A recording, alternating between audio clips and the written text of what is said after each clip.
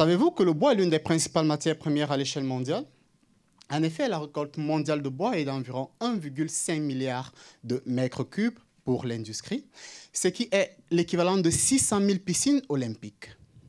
Ce volume est 11 fois supérieur à celui du plastique, 15 fois supérieur à celui de l'aluminium et 214 fois supérieur à celui de l'acier. Cependant, l'impact environnemental du bois est pratiquement nul comparé à ses autres ressources. Ce bois ancre dans la production de tout ce qui nous entoure. Nos maisons, nos meubles, tout ce qui est fait de papier. Les exemples sont innombrables. Selon les plus récentes statistiques, l'industrie forestière a employé près de 100 000 personnes et généré un revenu annuel supérieur à 23 milliards de dollars pour la seule province du Québec. Nous savons tous que les arbres et le bois qu'ils produisent sont des matériaux vivants. Cependant, ce que certaines personnes ne savent pas, c'est qu'on peut distinguer 3 étapes dans la vie d'un arbre. Comme on peut le voir à l'encagré A, il y a la phase juvénile ou enfance, la zone de transition ou adolescence et la maturité. Un peu comme chez les humains.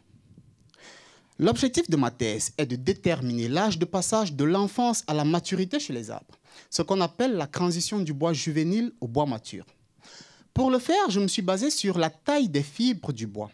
En effet, un morceau de bois est composé de milliards de petites fibres collées les unes aux autres. Une fibre de bois mature est environ 3 fois plus petite qu'un cil humain. Je parle des cils naturels, bien sûr. J'ai mesuré les fibres du bois et j'ai trouvé que leur taille augmente de l'enfance à la maturité, comme vous pouvez le voir au graphique B. Un peu comme chez les humains. J'ai utilisé plusieurs équations pour déterminer l'âge auquel la maturité advient. Le résultat, comme vous pouvez le voir au graphique B, est 11, 22 ou 27 ans selon l'équation utilisée. C'est un peu comme la majorité chez les humains varie selon qu'on la considère d'un point de vue civil, pénal ou sexuel. Mais à quoi tout cela sert-il, me demanderez-vous? En fait, le bois juvénile ne convient pas aux usages structuraux comme la construction des maisons car ses fibres ne sont pas assez fortes. Ce travail de recherche est donc nécessaire car il faut, comme le montre l'encagré C, trouver la bonne combinaison entre fibres du bois et industrie. Cela permettrait d'améliorer le rendement économique, de réduire la quantité de déchets et d'éviter les accidents.